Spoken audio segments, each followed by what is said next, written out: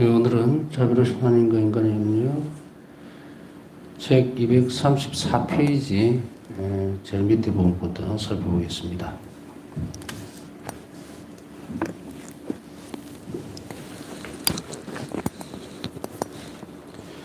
지난 시간에 보면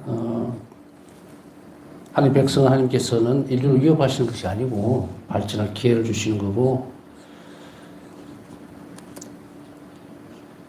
그리고 고통스러운 문제들에서 개인과 민족과 모든 인류를 보호하실 수 있는 사랑을 예수 그리스도 안에서 베푸신다는 것을 세상에 확신시켜야 한다까지 했습니다. 요 전체를 이렇게 쏙 뽑아내면 우리는 이 세상의 어떤 불행들 그리고 불안전함에도 좌절하지 않아야 된다, 그럴 필요가 없다, 이런 말이죠. 하나님께서는 모든 인종, 모든 민족들을, 인간을 보호하실 수 있고 사랑하시고 그리고 은혜를 베푸신다. 그것을 이제 그리스도인들이 확신시켜야 한다는 이야기예요. 바울서도 말씀처럼 선포하는 사람이 없으면 어떻게 들을 수 있으며, 또 들음으로써 믿음이 시작되는데, 그럼 우리는 가만히 있으면 안 되죠. 그래서 예수님께서는 우리에게 빛과 소금의 역할, 특별히 복음을 전하는 일이 이 교회의 가장 중심이 되는 소명이죠. 자, 이렇게 예언자직을 수행했던 완전한 모범은 구약의 예레미야 예언자와 신약의 바울 사도입니다. 구약의 대표적인 인물, 예레미야 대표적인 인물 중에 한 분이었던 예레미야 예언자, 그리고 신약 두말을 나이도 없이 바울 사도. 모든 사도들이 다 위대합니다만은 일단 예언자직을 통해서 수행했던 가장 모범적인 분 두 분을 얘기합니다. 구약의 예레미야, 신약의 바울 사도. 가르침과 도덕적 생활이 일치했던 예레미야는 선택된 백성의 번영의 원천은 하느님이시라는 것을 지적을 한다. 가르침과 도덕적 생활이 일치했던 예언자 예레미야. 여기서 가만히 들여다보면 정말 어려운 문제거든요.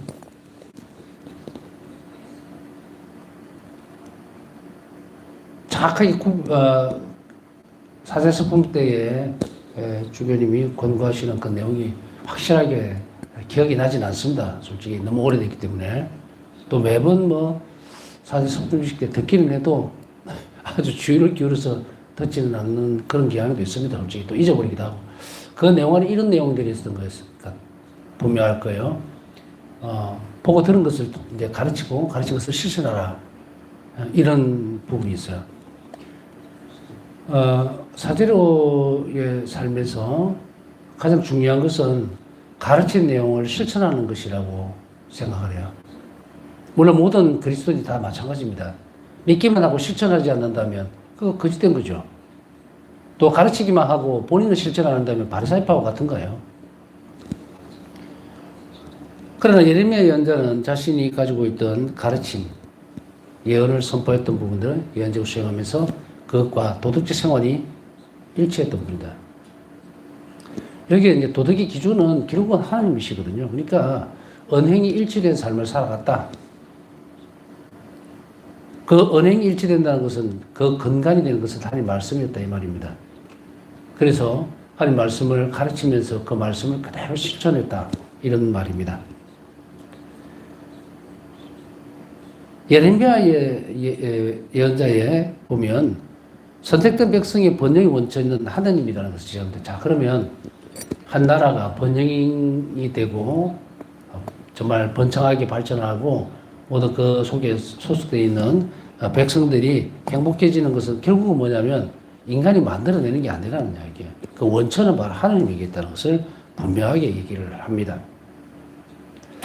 오늘날 인간의 어떤 지력이나 이런 것이 발달하고 과학적인 어떤 수준이 아무리 올라간다 하더라도 그 또한 인간이 노력해서 만들어지는 것은 아무것도 없습니다, 이 세상 안에.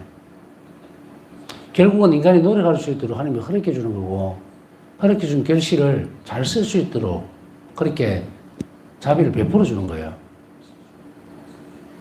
근데 사람들은 자신들이 뭔가를 해내고 발전시키고 또 행복의 원천이 인간이라고 하는 사실을 계속 강조하고 싶어 하지만 오늘날의 현실을 보면 정말 안타깝게 그지없죠.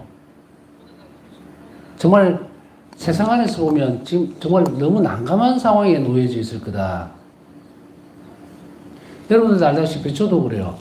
옛날 다큐멘터리나 이런 걸 보면서 70년 전에 또 뭐 100년 전에 우리 민족이 겪었던 것뿐 아니고 1차 세계대전, 2차 세계대전 참혹상들을 우리가 보면서 또 실제로 그 나라에 가기도 하고 이렇게 살펴보면 전쟁의 흔적은 기념비적인 어떤 부분만 남아있어요. 박물관이라든지 몇 군데만.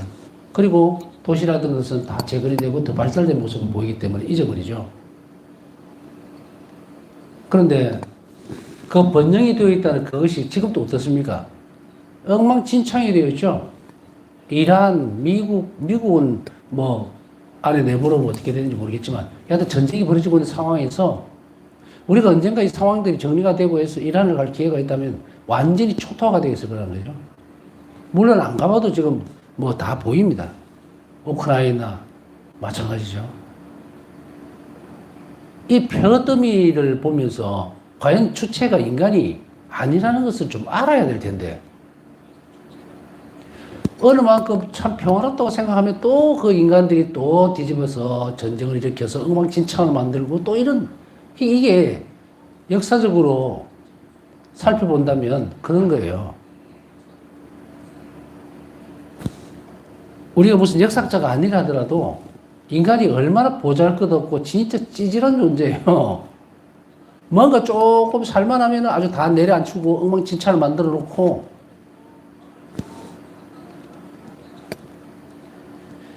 바로 이런 인간의 미개함과 그리고 위대함을 상실한 그 모습들 속에서 예언자들은 분명하게 갈 길을 제시를 합니다.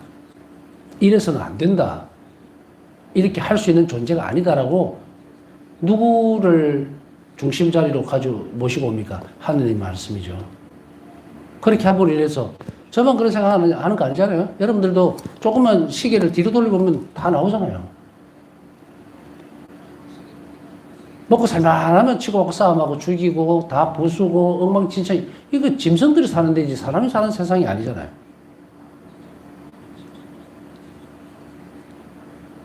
어떤 역사들이든지 뭐 한쪽이 기울어지면 또 한쪽이 이렇게 되어 있고 또 이쪽이 기울어지면 이쪽이 다 무너져가 있고 이런데 어떻게 인간이 중심이 되느냐. 이 어리석은 인간들 이렇게 만들어지고 하나님의 아름답게 창조된 인간의 존재가 이렇게 파괴되어지는 것은 결국은 뭐다? 악인 거예요. 인간이 휘둘리는 악의 틀이 이렇게 만들어가죠. 그럼 이거를 제대로 다시금 세우려면 어떻게 될까? 하나님께 의탁하는 것이 선택된 백성의 완성과 행복을 보증한다고 말하고 있습니다. 예레미야서 16장 1절에서 21절, 17장 1절에서 27절. 결국은 하나님께 의탁하는 것만이 선택된 백성의 완성과 행복을 보증한다. 인류가 행복해지려면, 크게 얘기하면, 인류가 행복해지려면 하나님께 의탁하는 길 외에는 그냥 절망밖에 없다. 아무것도 없어요. 지금 우리는 코로나 지난 지 얼마 안 됐죠. 살 가라앉을만 하니까 또 튀어나오죠. 악은 끊임없이 지독하게도 막이는 활동을 하는 거예요. 덜 쑤셔놓고 어쨌든 코까리 비기 전에 이 지옥이라는 걸 어쨌든 채우려고 난리를 지기는 게 한시도 인류가 평화를 누린 적이 없다. 하느님 안에서만이 평화를 누릴 수 있다 밖에 없다라는 것을 예언자들 시대 때부터 계속 얘기하고 있는 거예요. 그럼에도 불구하고 축이 기울어지면 정말 엄청난 일들이 벌어지고 하느님 탓을 하게 되고 도대체 그 하나님 믿지도 않는 사람들이 뭔 하나님 탓을 해요. 하늘을 원망하고 이런 식으로. 우리는 이렇게 미개합니다. 정말로 미개한 인간들이야. 한치 앞을 내다보지도 못하면서 자신을 믿고 아무것도 미래에 대해서 손을 쓸 수도 없으면서도 뭔가를 기대를 하려고 그러고 자 여기에 예레미야 예언자는 바로 백성이 그리고 그 구성원들이 행복하려면 하나님께 의탁하는 길 외에는 아무것도 없다. 그래서 제가 시간 조금 뒤로 돌려보낸 거예요. 역사를 그리 많이 모른다 하더라도 어른들이 그런 이야기들을 옛날에 좀 했죠. 차라리 좀 굶고 못 먹고 못 살더라도 평화로웠으면 좋겠다. 분란이 있고 시끄럽고 복잡한 상황 속에서 뱀을 보면 뭐 하겠느냐. 이런 말씀들을 하신 걸 들은 기억이 있는데 그냥 푸념이죠.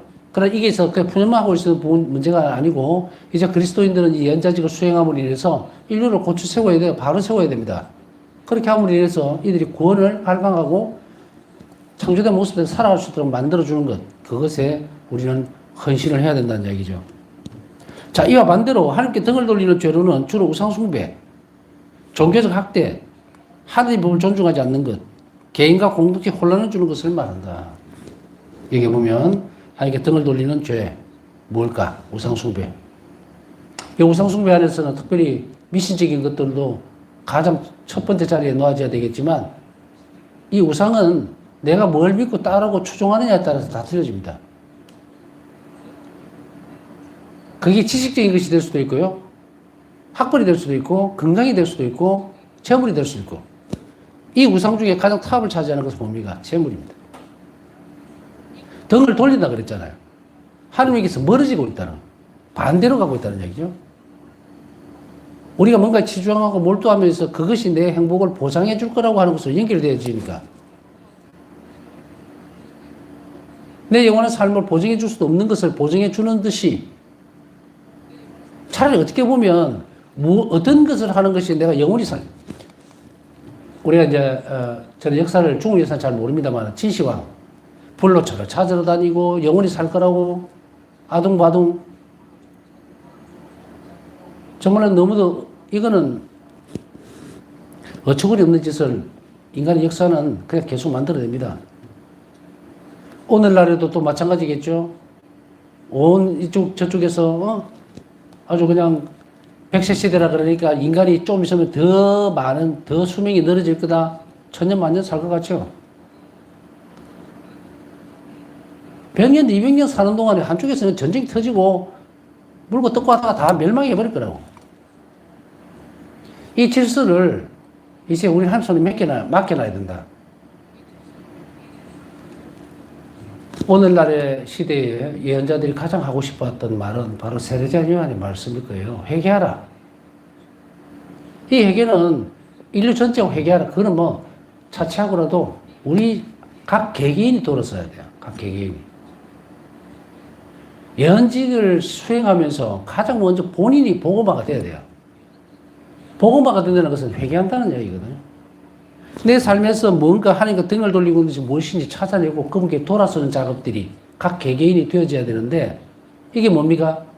말씀을 듣고 실행하는 거죠.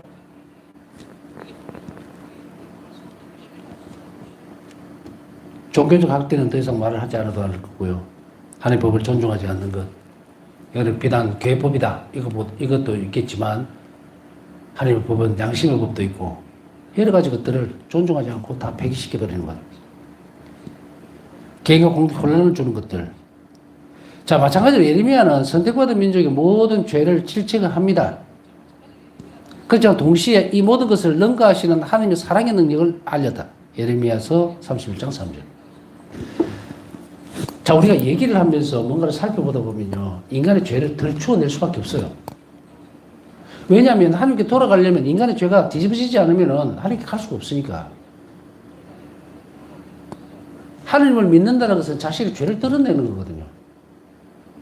자신이 죄가 없다 생각하고 하나님을 받아들일 수가 없어요. 이거는 완전히 거짓말쟁이에요. 그 악을 저지르는 거예요. 하나님을 참으로 섬기고 모시고 영원한 삶의 어떤 중심점 그걸 그렇게 모시지 않으면서 그냥 거칠어지긴 것만 살아내는 것. 그것은 엄청난 잘못이죠. 그렇지만 이 죄가 드러나도록 만드는 것은 이것에서 거치려고 하는 것이 아니에요. 자, 우리가 예를 들어서 사수시기에 좀 판공사를 이제 봅니다. 근데 판공이라는 것 자체가요, 봄, 가을 판공으로 나눠져 있죠. 부활 판공, 그리고 성탄방구. 사람들은 최소치의 것을 최선이라고 생각하는 착각하면서 살면 된다. 안 돼요. 최소치의 조건을 최선으로 본다는 건 말은 뭐냐면 봄과 가을의 판공을 보도록 하는 이유는, 그리고 우리나라는 이제 성사표를 주죠.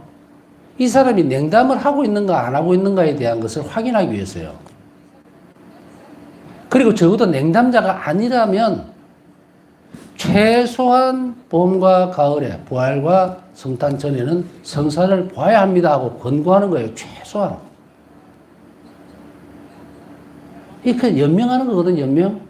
신앙인으로서 겨우 수만 붙어 있는다는 거라는 이야기예요. 일단 수만 붙어 있게 만드는 그 조치를 가지고서 그냥 사는 거예요.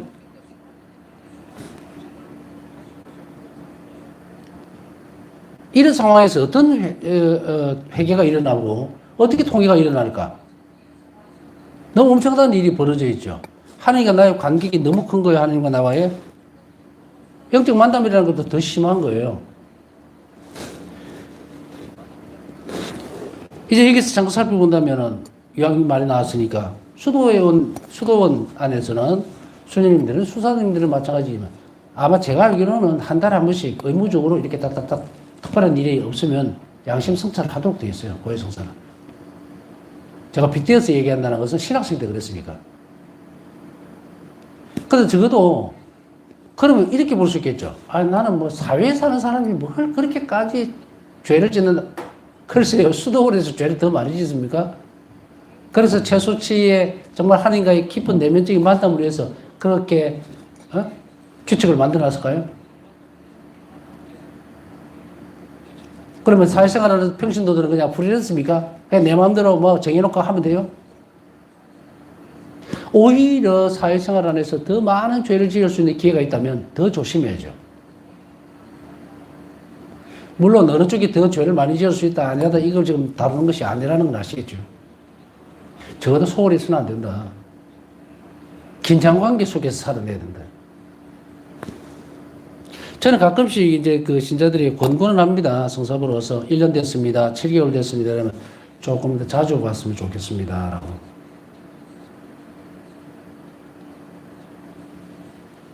우리가 자주 하나님을 뵙는다는 것은 죄 고백뿐 아니고 친교의 모습이에요.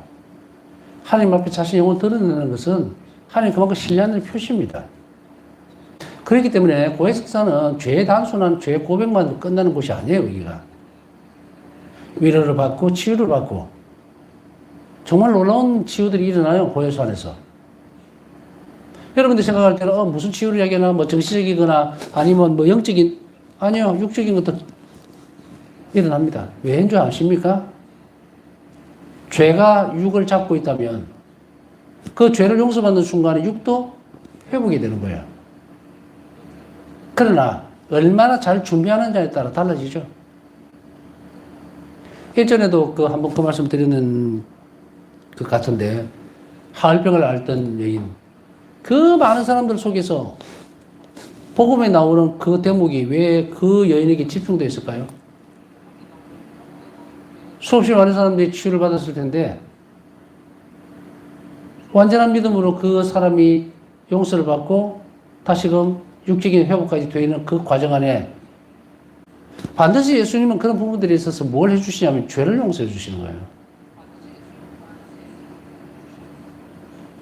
죄와 육적인 관계에서 결코 소홀해질 수 없죠. 몸만 낫는다고 해서 되는 문제는 아니라는 이야기예요. 그러면 이 관계를 우리가 잘 이끌어 가야 되겠죠.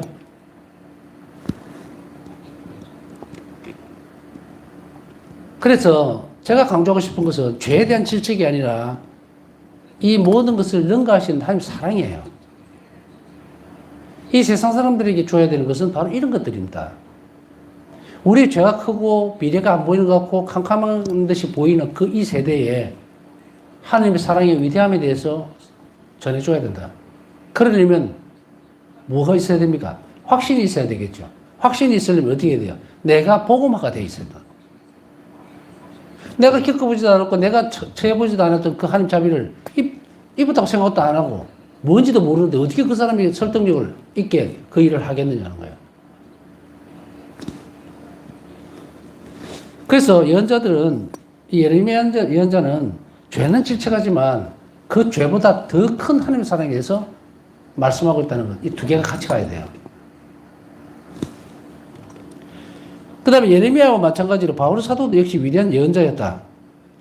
그는 희생의 삶으로 점철된 가르침을 통해 그리스도의 사랑의 신비를 드러냈다. 그리스도의 사랑의 신비를 온몸으로 다 드러냈던 인물이 또 바울 사도였죠. 바울 사도 신학부 다니고 그분이 삶의 어떤 여정을 따라가다 보면 굉장히 많은 것들 공통분모를 발견합니다. 제가 볼 때 바울 사도는 너무도 인간적인 분이었다는 것이 아주 토드라지게 드러납니다. 물론 바울 사도는 뭐 말할 것도 없고요. 자신의 약점을 가감없이 드러내시면서 하나님 은총의 위대함을 드러내는, 우리가 잘 알고 있는 예를 하나 들면 그런 거 있죠. 온몸을 찌르는 듯한, 반대로 찌르는 듯한 고통을 평생을 안고 살아가는 거예요. 그랬을 때 바울 사도는 단순하게 이걸 어떻게 받아들였을까? 오랜 시간을, 아마 초기에는 하나님께 이것을 나눠달라고 청했겠죠. 그러나 그 고통은 안 없어졌고, 나중에 알게 된 것은 뭡니까? 우리가 알다시피 그 말씀하시죠. 내가 교만해지지 않도록. 참 놀라운 어떤 발전입니다. 성장. 이 성인의 위대한 부분들이 여기서 확 드러나죠. 어떻게 보면 억지로 짜내서 뭔가가 이 고통을 하나님께 바치고, 그러나 그 부분에 있어서는 신약의 어떤 바로 사도의 여정에서는 바로 그렇게밖에 그 부분이 접목이 되질 않습니다. 자신의 교만, 그것을 잠재우기 위해서 교만해지지 않도록 허락하셨다는 것을 분명하게 드러내면서 자신이 겸손하게 복음을 전할 수 있도록 하셨죠. 자, 이제 신약 시대를 우리가 쭉 이제 2000년이 지난 뒤에 파우사 성경에 와서 이것은 어떤 식으로 발전을 해버리느냐. 그것은 예수님의 순환에 결합시키라는 거예요. 그렇게 함으로 인해서 가장 적극적으로 하나님 구원 사업에 협력할 수 있도록 더 이게 발전이 되어버리죠. 우리 모두가 지병을 갖고 있는 것은 아니지 않습니까?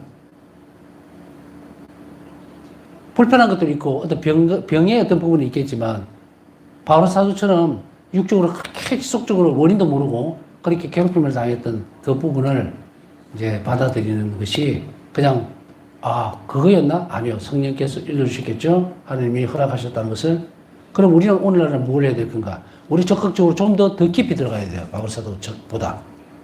그것은 우리의 작은 고통을 예수 순환에 결합시킴으로 인해서 잃어버린 영혼들을 데려올 수 있도록.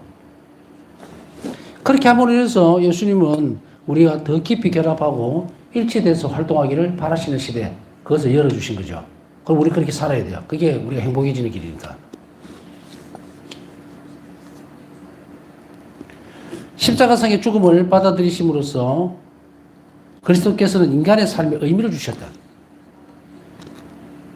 자, 이도 뭐 짧게 주어져 있는 대목 같지만 이 의미 자체는 상상을 초월하는 부분들, 이 말마디 하나만 딱 끊어서 보면 세상적에 살아가는 사람, 다시 얘기하면 예수님을 모르는 사람들, 그리스도인이 아닌 사람들과 그리스도인이라는 사람들 사이에 엄청나게 큰 이 갈림길이 딱 가로막이 씌워지는 거예요.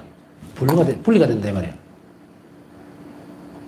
세상에 살아가는 사람들에게 자신의 매일매일 삶은 아무 의미가 없어요. 아무런 의미가 없어요. 그냥 숨만 쉬는 거예요. 하나님의 피조물로서 그냥 하루하루 먹고 하고 의식주나 해결하고 치고받고 싸움하고 전쟁 일으키고 이거예요. 왜 살아야 되느냐에 대한 물음표를 딱 던지면 대답을 아무도 못합니다. 의미가 없거든요. 그 의미가 자체가 의미를 주는 분이 진리해야 되거든요. 또 영원해야 돼요.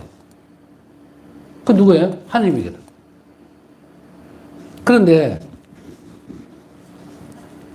신약 이전의 시대에는 어떤 경우에도 이런 것이 없었다. 이스라엘 백성들조차도 함께 예배를 드리고 다 했지만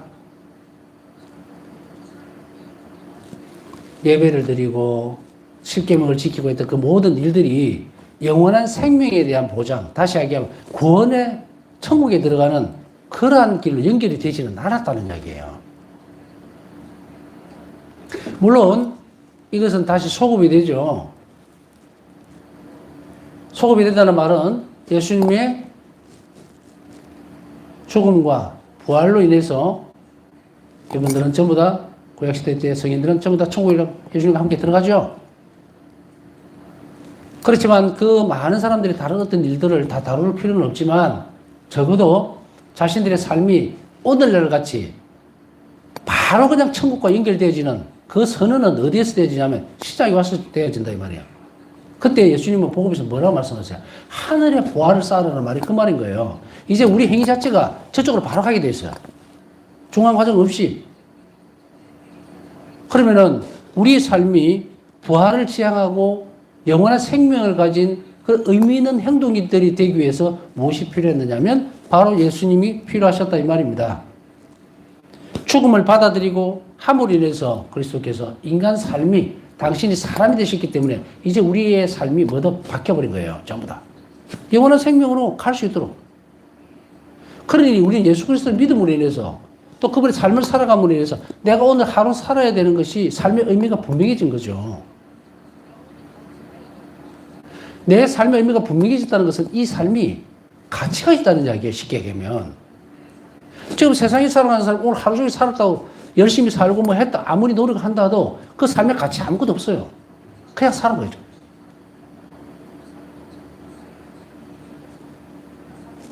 우리가 사랑을 하고 자비로 실천되어질 때 그 의미가 있는 거예요. 자, 백지를 딱 놓고 의미는 무엇을 가지고 오는가? 영원한 생명을 가져와야 돼요.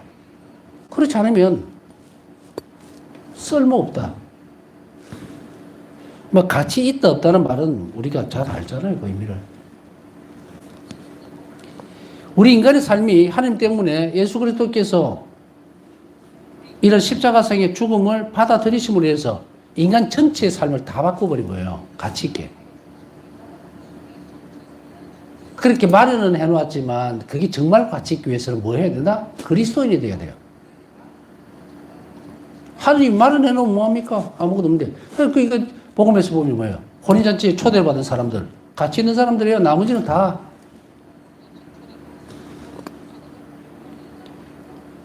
와, 그럴 수가 있겠느냐? 있죠.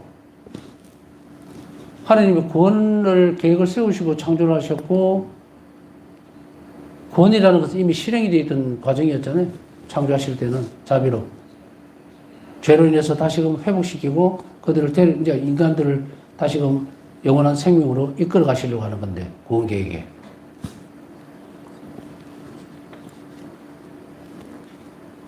개인이나 민족이 자신들의 부르심을 올바르게 실현하고 행복을 얻을 수 있는 것은 오직 그리스도 안에서이다. 제가 앞에 설명드렸잖아요. 그리스도를 떠나서는 아무것도 없다. 영원한 생명이 없다는 이야기예요. 영원한 생명이 없다는 말은 한마디로 얘기하면 그냥 사는 거예요. 가치 없이. 아무 가치 없어요. 로마서 3장 24절에서 25절, 고린도서 1장 30절에서 31절, 에페소서 1장 7절에서 14절.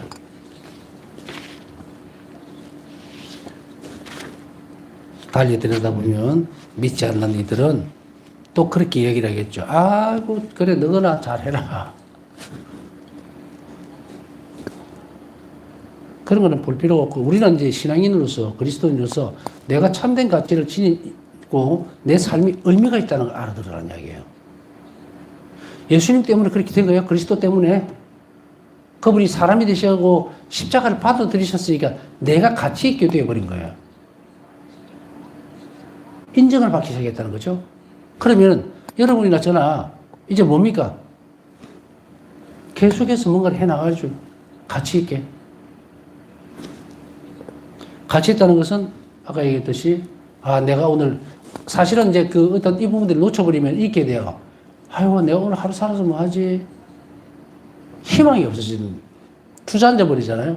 많은 사람들이 보면, 아이고, 어제 같은, 뭐 오늘 같은 데 바울사승이 다 고백하고 있어요. 그러나 하느님을 지금 우리 정신자리로 빨리 옮겨오지 않으면, 모셔오지 않으면 우리 또한 그래 돼요. 이래 살아서 뭐 하지?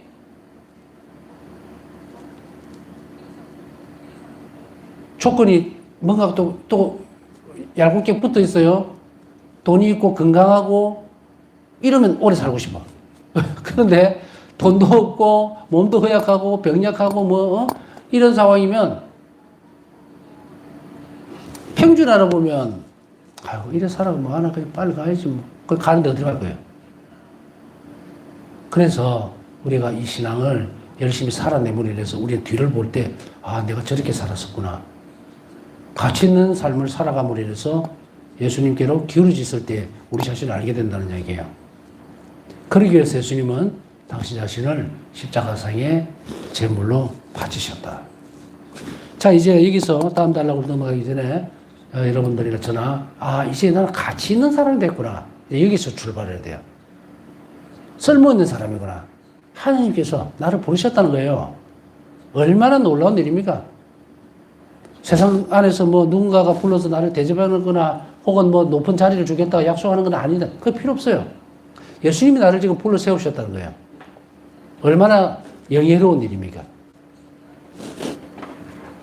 그렇기 때문에 예수님께서 나에게 너 쓸모있는 사람이야. 내 사랑하는 사람이야. 라고 이미 그리스도인들을 불렀어요. 그럼 그게 상응하도록 내가 살아가는 것은 내를 알아야 된다. 내를. 그러려면 내가 가치 있는 삶을 살기 위해서 뭐가 있을 거 아니에요? 그걸 지금 해야 된다. 그게 바로 자비로운 일이고 하나님께 의탁하는 일이다. 그렇게 할 때 우리 자신들은 바로 행복해질 수 있고 그리고 내가 살아가는 삶의 방향을 제대로 찾아낼 수가 있습니다. 바울사승려는 따분하다고 얘기를 합니다. 이 삶이. 그러나 나는 아침에 눈을 떴을 때에 주님 때문에 기쁘다. 행복하다. 이렇게 옮겨가야 돼요. 현실이 팍팍하고 힘들고 도저히 이쪽 봐가지고는 희망이 하나도 없어. 지금 세상이 그렇잖아. 그러나 우리 삶이 위로 가야 돼요. 하느님께서 나에게 뭘 원하시는지 그 일을 함으로 인해서 우리 영혼이 행복해지기 시작할 때 그때 가치 있게 된다. 우리의 삶이 좀 더 개방적이고 발전되기 위해서 오늘은 이 부분들을 잘 살펴봐야 됩니다. 그래서 내가 지금 무엇을 위해서 살고 있나? 내가 행복을 추구하는 쪽은 어느 쪽인가? 한번 오늘 잘 묵상해 봐야 됩니다. 아마도 예수님에게서 좀 멀어져 있는 상태. 그때는 세상을 보니까 어두운 거예요. 이제 이 사수시기 동안에 예수님께 좀 더 가까이 감으로 해서 빛 가운데에서 하나님을 바라다 보면 행복이 이곳에서 온다는 것을 확신할 수 있으면 돼요. 그걸 위해서 우리 기도하고 노력을 해야 합니다. 남은 시간 묵상하면서 오늘 단자비를 청하신 분들 위해서 함께 기도 중에 기억해 주시기 바랍니다.